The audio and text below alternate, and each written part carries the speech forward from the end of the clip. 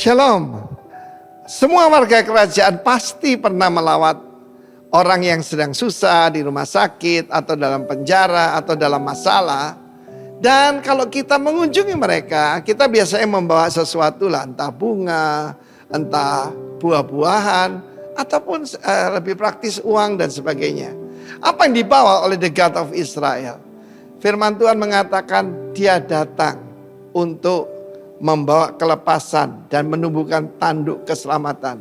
The horn of salvation. Horn dalam Alkitab perjanjian lama keren itu adalah hadirat dan juga kekuatan. Mezbah semua ada tanduknya. Dan kalau sudah pergi ke lembah pujian ini, di gedung kita ini ada di mana-mana ada tanduk, saudara ya. Sebab hadirat Tuhan itulah kekuatan kita. Ini membuat kita berbeda dengan yang lain.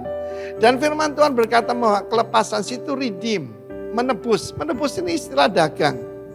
Jadi dia datang tidak cuma membebaskan tapi juga membayar. Membayar dengan apa? Bukan darah domba. Sekalipun dia punya ribuan kambing, puluhan ribu di setiap gunung punya sapi dan sebagainya. Tapi yang dibawa ini adalah darahnya. 0,5 liter darah di bayi yang suci itu. Yang tidak ada kontaminasi dosa apapun.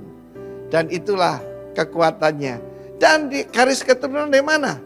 Melalui keturunan David hambanya. Jadi memang kepada David Tuhan menjanjikan seorang keturunanmu. Ya, your seed.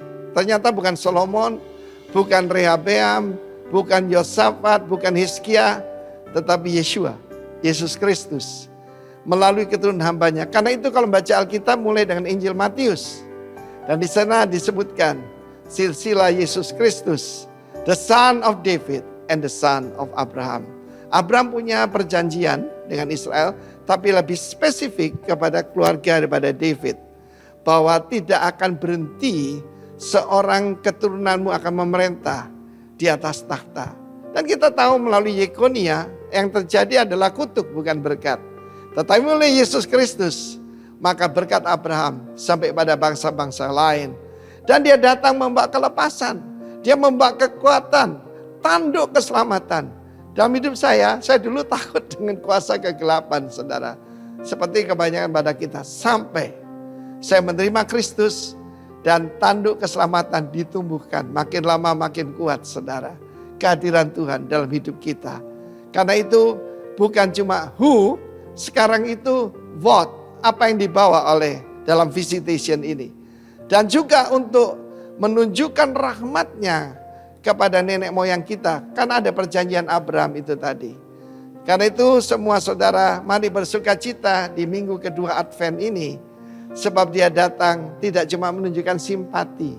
Bukan cuma menunjukkan empati ataupun compassion. Tapi dia bertindak. Dia adalah Allah yang bertindak. Bertindak apa? Dia menyerahkan dirinya. Untuk menjadi tebusan buat saudara dan saya. Harga sangat mahal. Jangan sia-siakan hidup saudara dan saya. Kita tidak ditebus dengan emas, perak, berlian. Atau darah lembu, darah kambing. Tetapi dengan darah anak domba yang tidak bercacat itu. Kiranya Tuhan memberkati kita semua. Blessed the God of Israel. The Lord God of Israel. God bless you all. Haleluya. Selamat merayakan yaitu Christmas pada minggu Advent kedua ini.